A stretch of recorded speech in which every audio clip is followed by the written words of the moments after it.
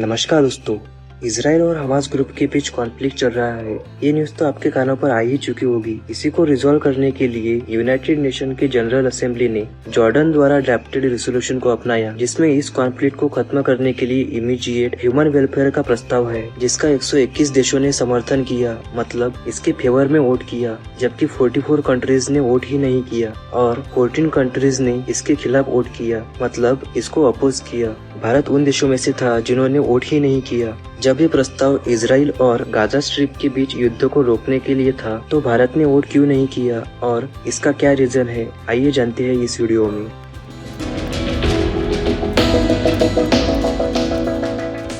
United Nations general assembly के 193 members ने Jordanian drafted resolution को अपनाया, जिसमें इजराइल और गाजा स्ट्रिप के बीच चल रहे कॉन्फ्लिक्ट को रोकने का प्रस्ताव था और उसमें ये भी डिमांड थी कि गाजा स्ट्रिप के नागरिकों को आवश्यक वस्तुओं और सेवाओं के इमीडिएट, निरंतर, पर्याप्त और बिना कोई ऑब्स्ट्रक्शंस के दिए जाए। नागरिकों की सुरक्षा और कानूनी और मानवीय दायित्वों को कायम रखना, ऐसा प्रस्ताव का टाइटल रखा गया था। लेकिन इसमें हमास के आतंकवादी ग्रुप का कहीं भी उल्लेख नहीं किया गया था। इसी की वजह से भारत ने वोट नहीं किया।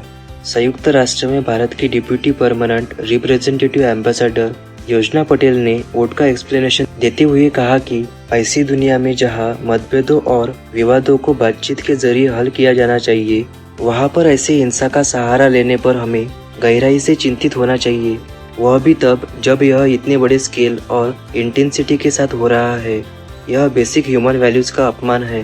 राजनीतिक उद्देश्यों को प्राप्त करने के साधन में की गई हिंसा केवल अंधाधुंध नुकसान पहुंचाती है। इससे किसी भी प्रकार का समाधान नहीं निकल सकता। आतंकवाद एक घातक बीमारी है और इसकी कोई सीमा या राष्ट्रीयता नहीं होती है।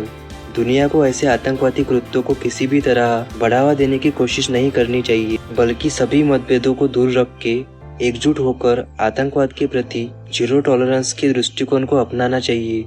7 अक्टूबर को इजराइल पर हुआ आतंकवादी हमला काफी शॉकिंग था और वो निंदा के पात्र भी था, लेकिन यूनाइटेड नेशन जनरल असेंबली के प्रस्ताव में हमास का कहीं भी उल्लेख नहीं था, जिसकी वजह से भारत ने वोट नहीं किया।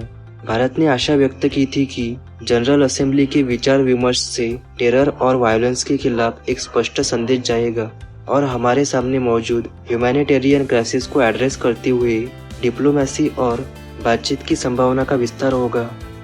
योजना पटेल ने कहा, भारत बिगड़ती सुरक्षा स्थिति और जारी संघर्ष में सिविलियंस की लाइव्स के लॉस से डीपली कंसर्न है।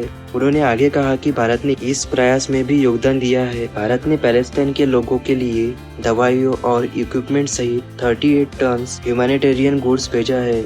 इंटरनेशनल कम्युनिटी के तनाव कम करने के प्रयासों और गाजा स्ट्रिप के लोगों को मानवीय सहायता प्रदान करने का स्वागत करते हुए कहा कि इस ह्यूमैनिटेरियन क्राइसिस को संबोधित करने की आवश्यकता है, लेकिन साथ ही आतंकवाद के खिलाफ एक्शंस लेने की भी आवश्यकता है।